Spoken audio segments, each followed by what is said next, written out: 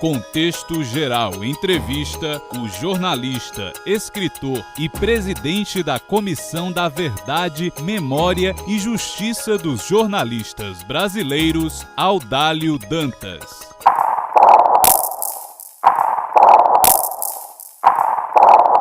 Sou essencialmente jornalista desde o início da minha fase de trabalhador. Eu sou jornalista e isso me proporcionou o que eu considero que é mais importante na minha vida. Me proporcionou a oportunidade de conhecer muitas pessoas, principalmente pessoas do povo, que têm muito mais a dizer do que se pensa. Eu recebi grandes lições de figuras do povo. Eu nunca esqueço de um homem que eu conheci em Canudos, no sertão da Bahia, um sobrevivente da guerra de Canudos, que era menino quando houve a guerra no final do século XIX, 1897, e ele viveu aqueles dias de horror em Canudos. E eu fui entrevistá-lo e ele começou a contar histórias daquele tempo. E a certa altura ele disse: tudo isso que eu estou contando para o senhor é verdade, porque a verdade eu falo, porque se eu não falar a verdade, se eu mentir, eu escorrego na mentira e caio. A verdade eu digo porque se eu não disser eu posso escorregar e cair. Eu acho que isso vale principalmente para os jornalistas, né? Cuja profissão tem compromisso com a verdade. Eu procurei durante a minha profissão, durante esses anos todos, eu exerci funções além do jornalismo. Aliás, muita gente diz que eu tenho quase 60 anos de jornalismo, não é verdade, porque eu exerci de fato durante 20 anos. Depois eu assumi a presidência do Sindicato dos Jornalistas de São Paulo, depois eu fui deputado federal, depois eu fui presidente de entidades públicas, de forma que o jornalismo é a essência da minha profissão. Isso me levou, como eu disse, a conhecer pessoas e lugares, etc. e tal. E aproveito até para contar uma velha história que eu acho muito engraçada, de um velho jornalista italiano, porque o jornalismo é uma paixão, e é a minha paixão. E o velho jornalista italiano, entrevistado por um jovem estudante, dizia: o que é ser jornalista? É difícil, é fácil, o que é? Aí ele respondeu, eu acho que o italiano, as pessoas entendem, ele disse: fare il giornalista è troppo difficile, ma è meglio che lavorare. Quer dizer, ser jornalista é difícil, tem situações, mas é melhor do que trabalhar. Eu acho muito engraçado isso. Enfim, eu sou o que o Câmara Cascudo uma vez disse para mim. O Luiz da Câmara Cascudo, o grande estudioso do folclore no Brasil, eu entrevistei em Natal, e quando eu me apresentei, eu era muito jovenzinho, e ele disse: eu tenho prazer em falar com você, porque eu também já fui negro de jornal. O que é negro de jornal? Negro de jornal, diz ele, é o seguinte: é o sujeito que entra para essa profissão e fica escravo o resto da vida, né? É mais ou menos isso. Eu tenho muita história para contar, mas se eu fosse contar aqui, ia acabar o programa logo.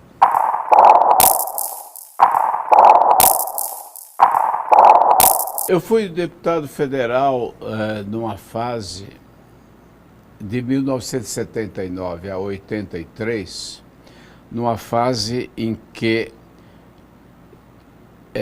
ou se era a favor ou contra, não havia meio termo. Eu era contra, eu era da oposição, portanto em plena ditadura militar, e dediquei meu mandato ao combate à ditadura militar.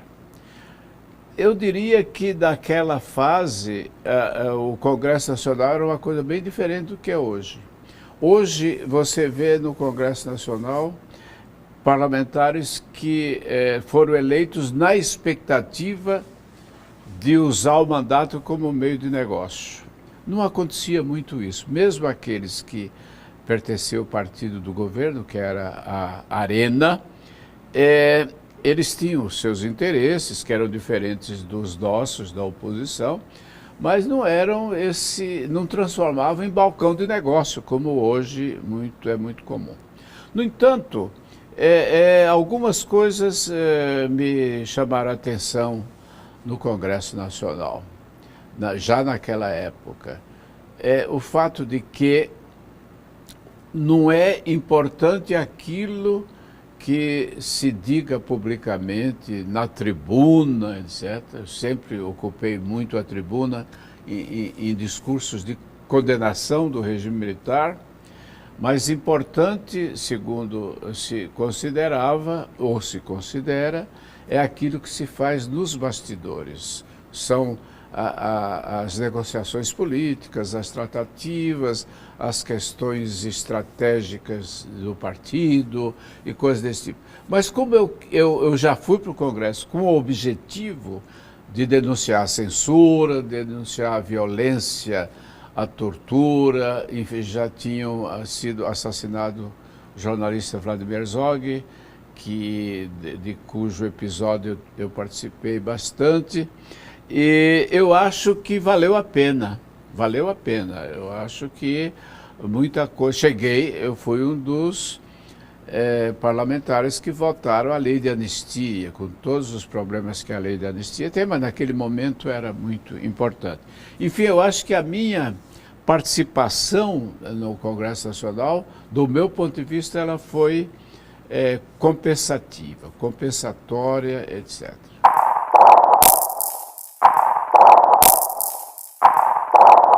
A instituição da Comissão da Verdade, eu fui escolhido pela Federação Nacional de Jornalistas, no encontro realizado em Porto Alegre em janeiro, como presidente da Comissão da Verdade e da Justiça dos Jornalistas Brasileiros.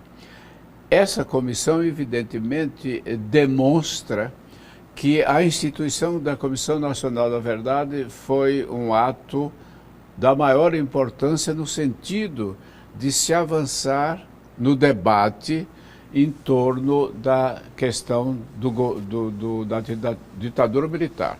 Em determinado momento, parecia no Brasil que as pessoas tinham esquecido aqueles dias de terror da ditadura, e isso é muito ruim, porque na medida em que você não conhece a história, e não é só nesse caso, você pode estar condenado a repetir a história de uma maneira não feliz, adequada.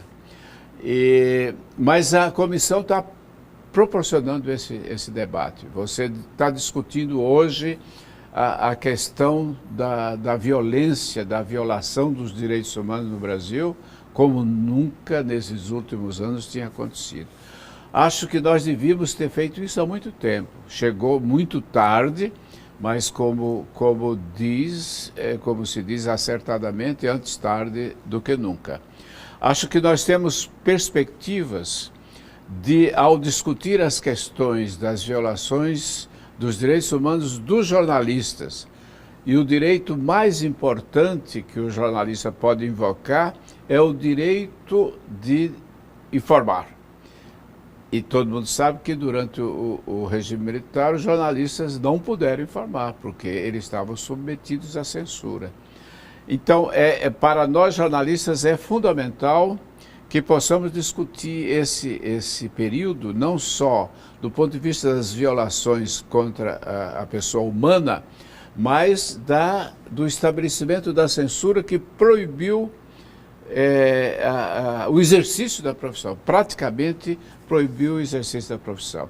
Acho que com esse debate nós podemos chegar a um momento em que haja um movimento nacional muito forte no sentido de que a lei da anistia seja reformada para que não só se aponte os crimes da ditadura, mas que se punam aqueles que ainda seja possível punir.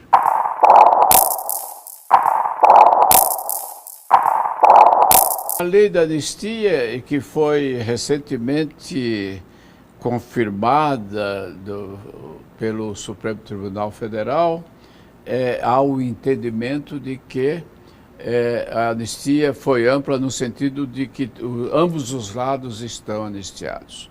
É difícil a gente entender que um criminoso, principalmente no caso da violação dos direitos humanos, da tortura, que é considerado internacionalmente, em todos os fóruns internacionais, a tortura é considerada um crime imprescritível. E essa nossa lei, ela, por exemplo, recentemente a Corte Interamericana de Direitos Humanos pediu ao governo brasileiro que informasse sobre as circunstâncias em que se deu o assassinato do jornalista Vladimir Herzog em 1975. A resposta do governo brasileiro, para mim, foi vergonhosa. Disse que não podia fazer isso porque era impedido pela lei da anistia. Eu não considero que seja isso, porque acima dessa lei da anistia há os tratados que o Brasil é signatário, dos quais o Brasil é signatário, que entendem internacionalmente que a tortura é um crime imprescritível. Acho que nós devemos discutir muito essa questão.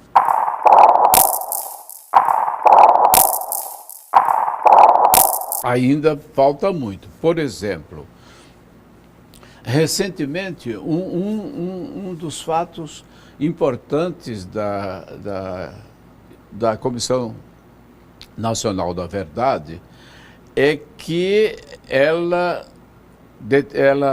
concluiu que o suicídio do Vladimir Herzog era uma farsa. Como nós dizemos desde o dia da morte dele, nós repetimos isso, nunca aceitamos a tese do suicídio, que era realmente uma farsa. Mas isso significa que não basta isso. A comissão mandou para a justiça, encaminhou à justiça, melhor dizendo, que por sua vez determinou que se retificasse o atestado de óbito do Vladimir Herzog. Não consta mais que tenha sido por ato próprio que ele perdeu a vida. Isso foi um avanço muito grande. Como eu estava dizendo antes, acho que falta ainda, não no caso Herzog em si, eu acho que isso continua sendo uma dívida do Estado brasileiro.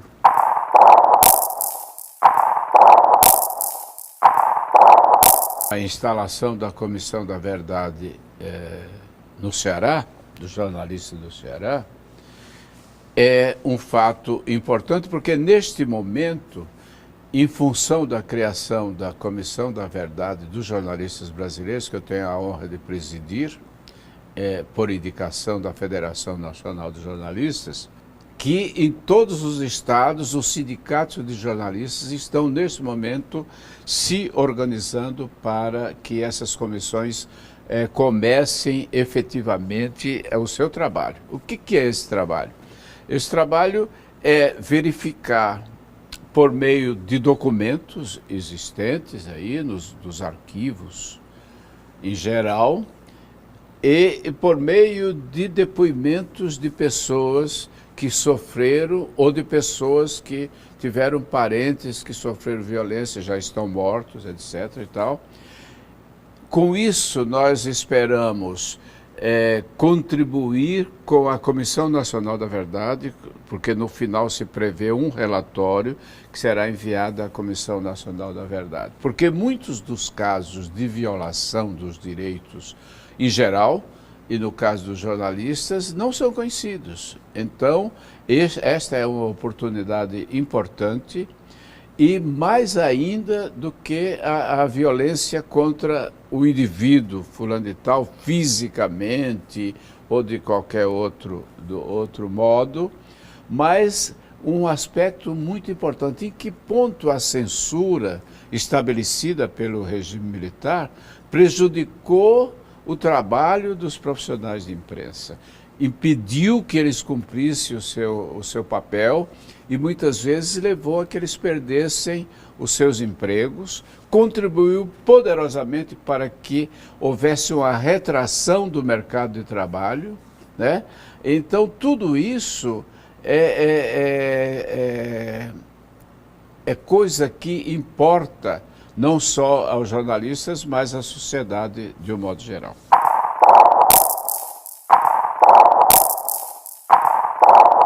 Não posso dizer que tenha sido amigo do Vlado Herzog, mas como colega jornalista, eu em vários momentos eu tive contato com ele. Ele era um jornalista voltado principalmente para a questão cultural. Ele foi editor de cultura da revista Visão, foi uma publicação muito importante. E eu me aproximei mais dele depois que ele foi assassinado. Por quê? Porque eu era presidente do Sindicato dos Jornalistas de São Paulo, de onde partiu, isso é muito importante, isso aqui é o centro do texto do meu livro, As Duas Guerras, do Vlado Herzog, no momento em que o Sindicato dos Jornalistas levantou a voz, eu entendo que não era só a voz do Sindicato dos Jornalistas ou do jornalista, mas era uma voz da consciência nacional, que já não suportava essa violência que tinha levado centenas de pessoas à morte da maneira mais covarde, sob tortura ou assassinato frio. E os jornalistas que tinham conhecimento desses fatos, mas não podiam noticiar, foram aqueles que, não aguentando mais, chegaram e gritaram. Bom, então eu passei a conhecer o Vlado melhor, porque ele sempre foi um jornalista preocupado com a questão nacional, com os problemas nacionais e principalmente com a questão das liberdades democráticas. Ele não era um militante ativo, ele pertenceu quase acidentalmente ao Partido Comunista Brasileiro, não era um militante ativo, ele tinha essa filiação em função de ter percebido que era aquilo um canal de participação, de debate, etc. e tal. E então o Sindicato dos Jornalistas começou a lutar pela denúncia, e fez essa denúncia. Então eu posso dizer que eu sou parte daquela história, sofri a angústia, o medo, a tensão, o horror daqueles dias, e é isso que eu terminei botando no meu livro, que é um pouco a biografia do Vlado Herzog. As Duas Guerras, o título é porque ele, sendo iugoslavo, nasceu da Iugoslávia, judeu, de uma família judia, sofreu a perseguição nazista. A família dele foi quase toda, a família mais ampla, porque o pai e a mãe vieram com ele para o Brasil, foi quase toda exterminada. Ele vem para o Brasil, a família vem para o Brasil com a perspectiva de encontrar a paz aqui, e ele termina encontrando essa Segunda Guerra, que foi mais terrível para ele do que aquela dos nazistas.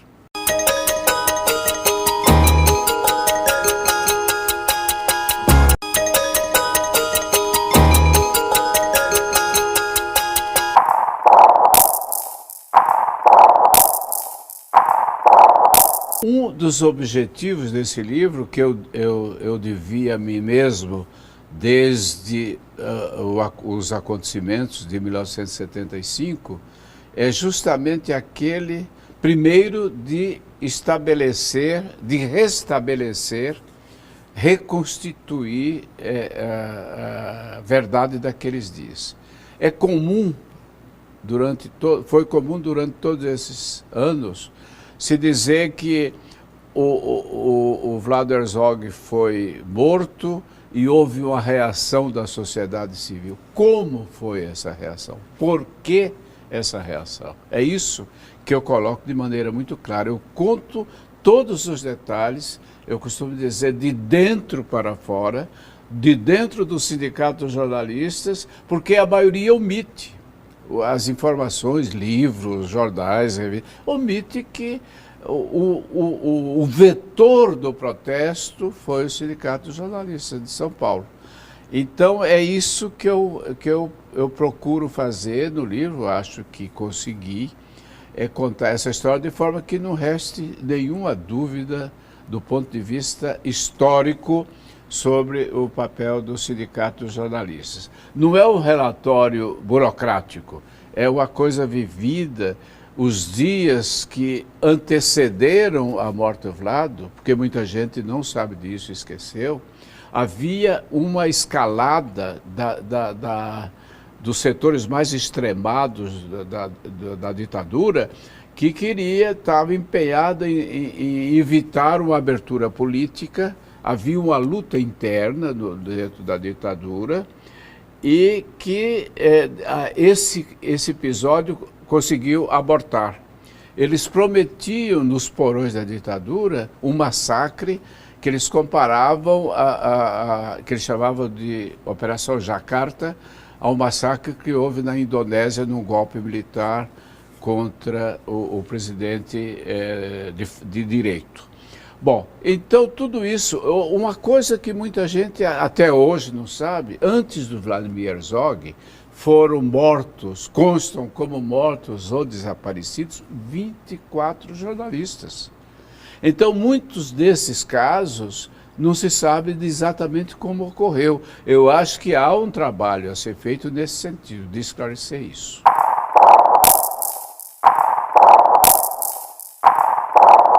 Uma coisa importante que se diga é que, pelo significado que teve o episódio do assassinato do Vlado e a consequente denúncia que mobilizou efetivamente não só jornalistas, mas setores amplos da sociedade, basta lembrar que naquela semana seguinte houve uma greve na USP, na Universidade de São Paulo, da qual participaram 35 mil estudantes. É uma coisa muito importante.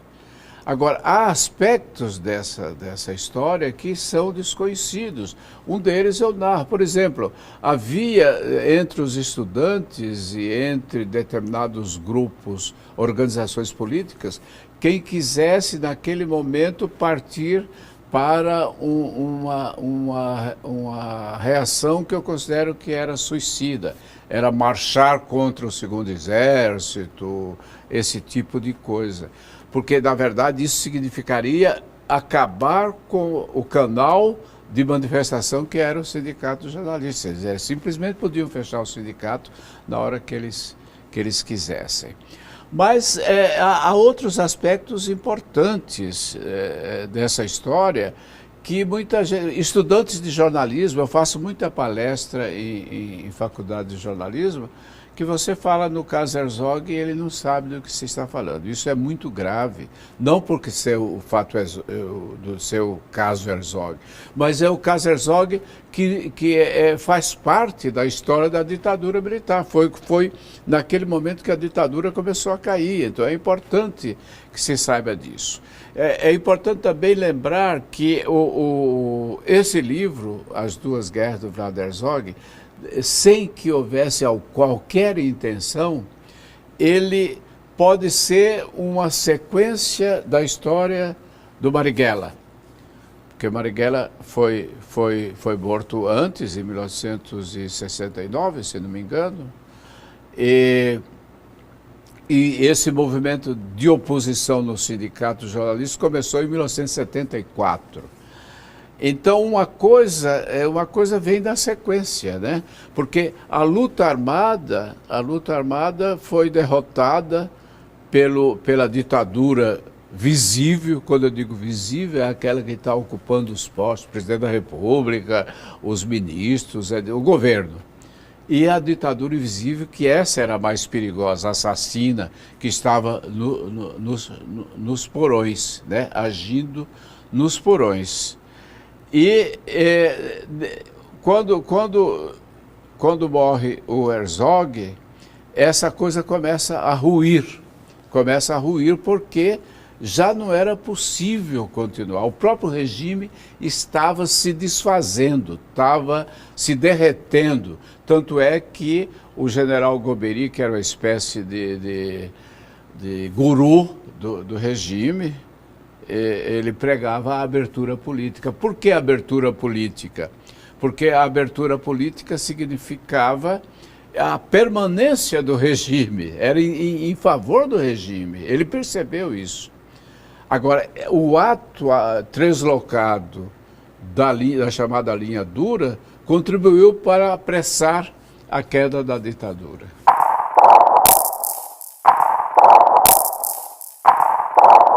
Os jovens de hoje e os estudantes de hoje em relação aos estudantes do período da ditadura são muito diferentes.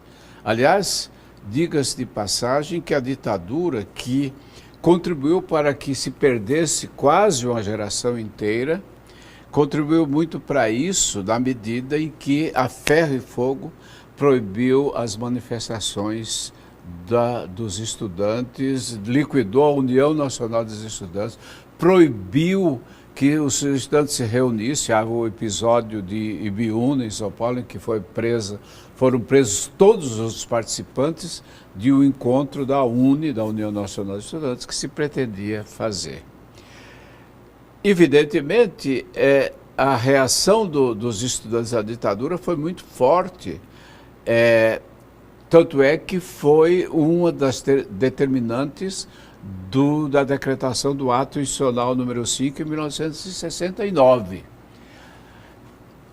Houve um momento em que houve a retração, naturalmente, porque havia todo um instrumental de ameaças. Qualquer manifestação podia, por exemplo, determinar a expulsão dos estudantes que se manifestassem da universidade. Mas a ditadura começou a desenvolver um trabalho de criação de cursos e mais cursos, com a tese de que importante seria ter um diploma, importante seria ter um emprego, importante seria entrar no mercado competitivo. Quer dizer, tudo isso a competição que há hoje em dia na sociedade, de modo geral, contribui para que as pessoas fiquem lutando entre elas. Então, não em torno de ideais, coisas maiores. Eu acho que é isso, porque não há repressão, né? Não se entende por que não haja, por exemplo, protestos contra determinadas... Por exemplo, a polícia no Brasil inteiro tortura nas delegacias, todo mundo sabe disso. A polícia atira para depois ver quem é que ela matou, persegue principalmente nas periferias das grandes cidades. Em vez de combater os criminosos efetivamente, ela persegue os pobres, os pretos. É uma coisa absurda. Eu acho que os estudantes brasileiros deviam despertar para essa questão. E o governo brasileiro também. A questão das redes sociais, da internet, é muito importante, evidentemente, na medida em que elas sejam usadas como instrumento de democratização da informação e de manifestações da consciência das populações, dos grupos sociais, contra as violências que se cometem e as injustiças que se cometem. Agora, eu temo muito, eu devo dizer que faz 2 semanas, eu resisti durante muito tempo, faz 2 semanas que eu entrei num desses sites das redes sociais, que é o Facebook. Ao mesmo tempo que você observa ali um espaço para discussão importante, de colocação de ideias, etc. Tal, você percebe um volume extraordinário de besteiras. Há pessoas que acham que participar das redes sociais é dizer, olha, hoje eu levantei meio indisposto, mas a condução atrasou, o trânsito. Quer dizer, não se utiliza como efetivamente isso poderia ser. Quando se fala nos blogs que cada cidadão pode ser um jornalista, pelo menos em tese, entre aspas, ou seja, aquele que informa, que dá notícia das coisas, acontece muito isso também. Mas há milhões de blogueiros neste mundo, não quero nem falar na Ioane Sanches, deixa ela para lá. Mas há milhões de blogueiros que se dedicam a falar do próprio umbigo, né? E o mundo não tem nada a ver com o umbigo de cada um desses caras. Eles têm que tratar de assuntos relevantes. Isso não é uma posição moralista que eu estou defendendo aqui, mas de questões relevantes que interessem efetivamente ao conjunto da sociedade humana. Às vezes coisas inocentes, como mostrar a foto do filhinho, né? O garotinho bonitinho, o novo namorado, né? Há também a revista Veja, que eu não leio, há poucos dias publicou uma matéria de capa que me chamou a atenção, que diz que a internet hoje, especificamente o Facebook, não me lembro bem, é um agente de encontros sentimentais, de casamento, de transa sexual e etc. e tal.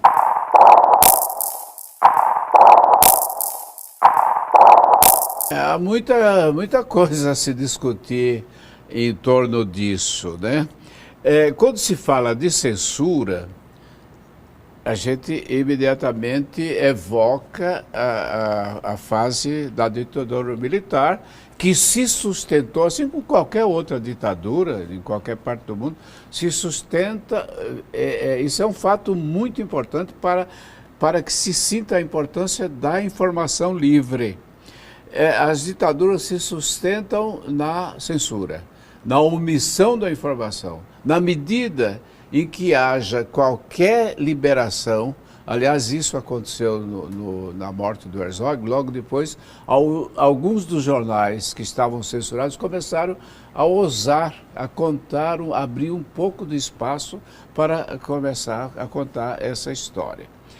Hoje, a Constituição do Brasil garante plena, absoluta liberdade de expressão. Não há censura pública no Brasil. No entanto, isso não significa que não haja censura. Há vários modos de censura, alguns deles, evidentemente, estão nas mãos do poder econômico, que controla os meios de comunicação, e há, por absurdo, essa questão é muito importante, por absurdo, uma censura que é praticada absurdamente, indevidamente pelo Poder Judiciário.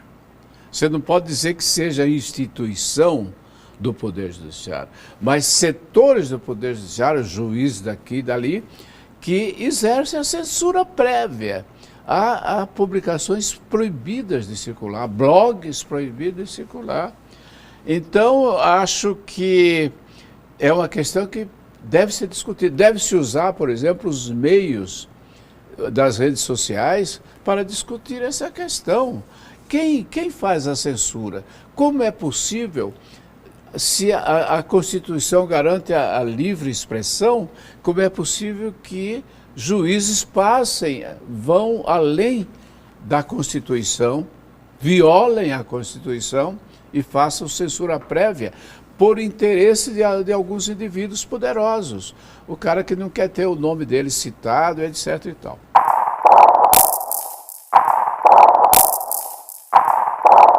A questão de que a maioria das pessoas ignora o período histórico da ditadura, ela pode ser reproduzida hoje nas situações em que pessoas simples do povo sofrem violências inomináveis da autoridade policial, das autoridades policiais.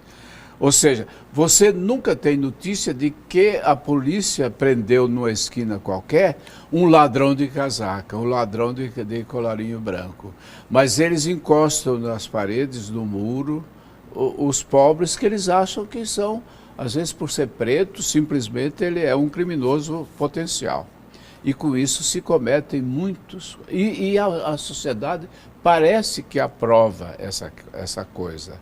Parece porque, aparentemente, isso são ações que levam ao combate ao crime. Você busca...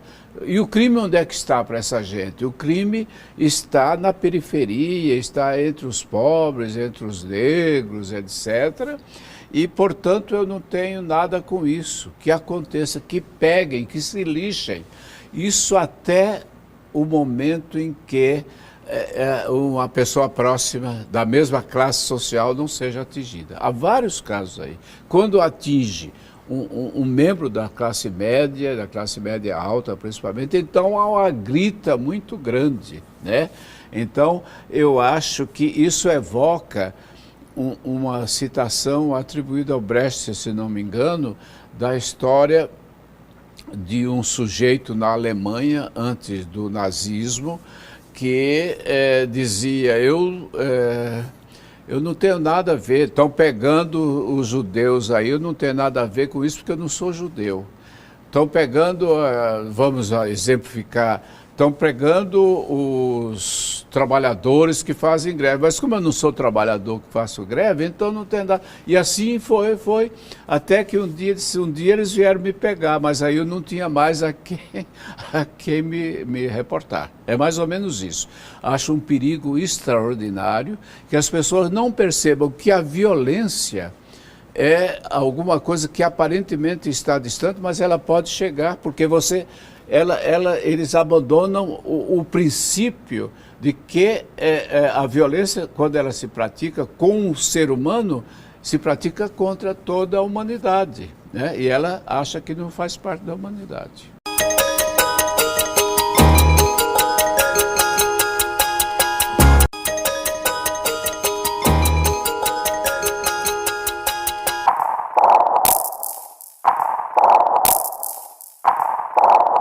De vez em quando a gente encontra pessoas, porque há pessoas que dizem, fazem a defesa da ditadura militar por posição ideológica.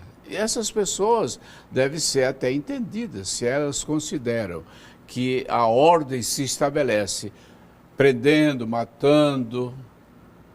Então, esse é o pensamento dela. Mas há pessoas que a gente pode considerar de inocentes úteis que acham que a ditadura é importante porque estabelece a ordem. Essas pessoas, o que elas são ignorantes da história. Por exemplo, se ela não fosse ignorante da história, ela saberia que a Segunda Guerra Mundial, o fascismo, o nazismo, que levou à morte de milhões e milhões e milhões de pessoas, se deu em nome do estabelecimento da ordem. Foi assim na Itália do Mussolini, foi assim na Alemanha do Hitler. As pessoas reclamavam porque o trem atrasava 2 minutos. Então vem um ditador e faz com que os trens cheguem em cima da hora e acha que isso basta. Isso não basta. Por exemplo, que há negociatas no Congresso, há políticos aproveitadores, não há dúvida nenhuma. Toda vez que, inclusive na internet é muito comum, aparecem os movimentos moralistas. O moralismo é uma das piores coisas que existe, porque justifica tudo, né? Então, você diz, porque no tempo agora é uma bandalheira, corrupção para todo lado, e etc, etc e tal. Inclusive, algumas publicações, importantes publicações, vivem martelando em cima disso. Isso aí é uma enganação, porque as bandalheiras existiram de maneira muito mais aprofundada durante o regime militar. Ou essas pessoas acham que os militares tomaram o poder para salvar o país da corrupção. Muita gente foi presa, condenado por corrupto, cassado, mandado por corrupto, mas outros corruptos surgiram no lugar, só que a censura não permitia que essas coisas fossem divulgadas. Então, invocar a ditadura, no meu entender, não passa de uma manifestação, ou do ponto de vista ideológico, a gente aceita, mas de outra maneira não passa de uma confissão de burrice e de ignorância.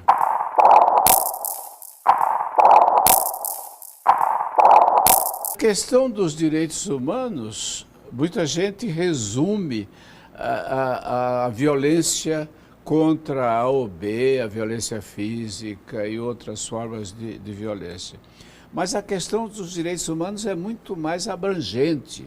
Há os chamados direitos humanos intangíveis, que devem ser considerados. Há setores da população que, por exemplo, o direito de se alimentar, né?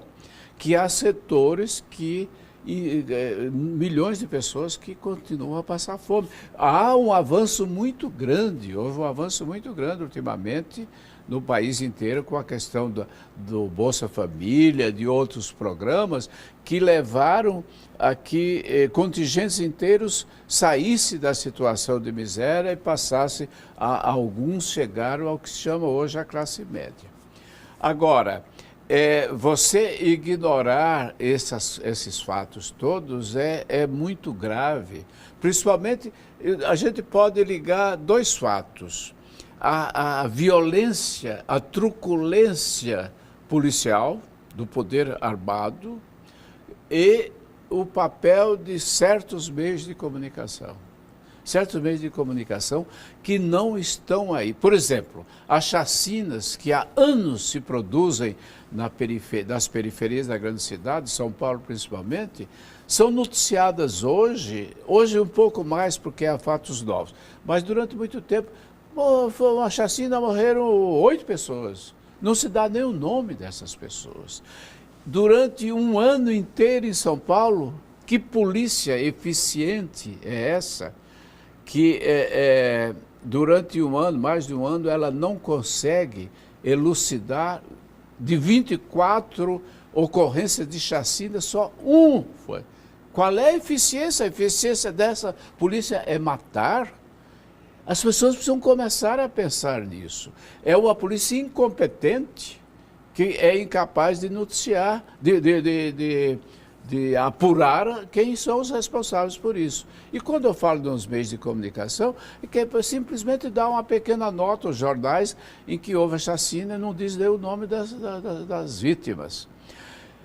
E um caso emblemático, para mim, é um caso chamado Bar Bodega, há alguns anos em São Paulo, no bairro de classe média alta de Moema, numa casa noturna.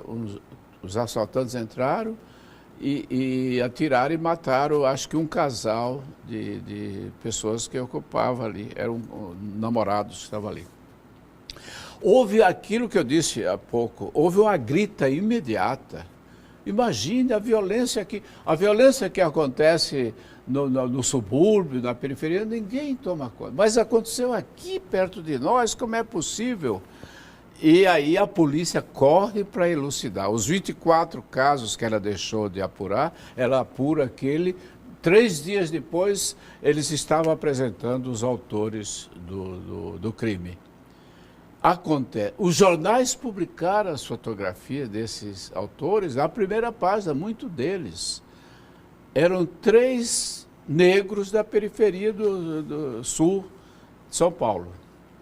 Bom, esses homens foram para a cadeia, etc, etc e tal, mas um juiz, ainda bem que há alguns juízes, um dia chegou à conclusão, com todos os dados que ele tinha, que esses homens não tinham sido os autores. Eles confessaram sob tortura, como acontece quase em todas as delegacias de polícia. Bom, agora quem paga esse crime?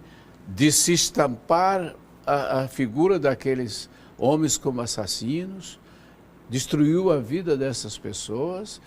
Houve 2 crimes, um da polícia, que obteve a confissão sob tortura, e da imprensa, que aceitou a versão policial simplesmente, isso é um absurdo, e publicou as fotos dos autores de um crime que não tinham cometido. Da mesma forma, acontece com os programas de televisão, programas policiais, em que eu já vi algumas vezes, e os jornalistas que fazem são responsáveis por isso, os donos são mais do que eles, naturalmente, mas eles praticamente seguram, obrigam o sujeito a mostrar o rosto.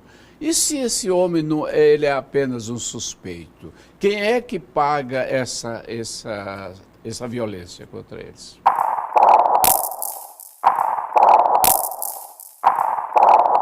O fato dela ter sido eleita presidente já é um avanço extraordinário. Ela é um produto da democracia pela qual gerações lutaram, não só agora no período militar, mas na história do Brasil. Tem vários episódios de luta contra a violência. O fato dela ter sido eleita já é um avanço enorme. E tendo sido a Dilma Rousseff, ela própria, tido sofrido na carne a tortura, a perseguição, a violência criminosa dos representantes da ditadura, claro que ela tem uma obrigação maior do que outros de dizer, olha, nós não podemos voltar a ter aquela situação. Porque quem ignora a história pode correr o risco de ver a história repetida, né? Como farsa, seja lá o que for. E acho que ela devia ter avançado muito mais nessa questão, da questão da apuração das violências e também da violência que se pratica no dia a dia, etc.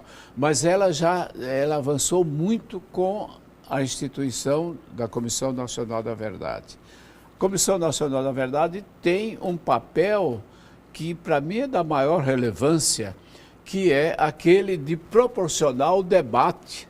Isso que nós estamos fazendo aqui agora faz parte desse debate em que parecia que estava esquecida a violência da ditadura militar, mas nós voltamos a discutir em função da Comissão da Verdade. Acho que ela deve avançar muito mais, e esse avanço tem a ver com atitudes que não sejam a que se observou recentemente quando a Corte Internacional de Direitos Humanos da Organização dos Estados Americanos solicitou do governo brasileiro informações a respeito do caso Herzog e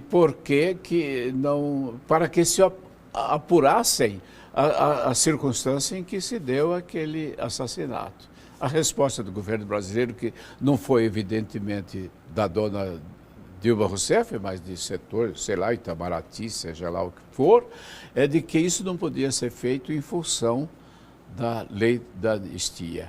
Acho que é uma resposta absurda, idiota, não tem nada a ver disso. Eu acho que a presidenta da República tem o dever de dizer por que não se respondeu a essa questão.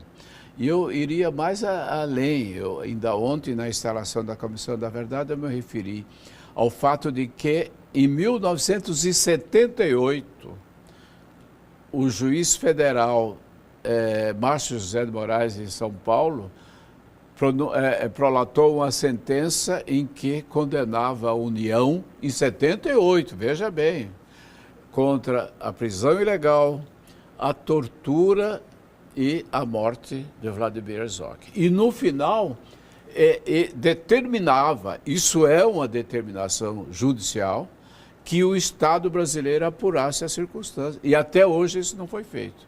Eu acho que a presidente da República e o governo brasileiro, no modo geral, continuam devendo isso à sociedade.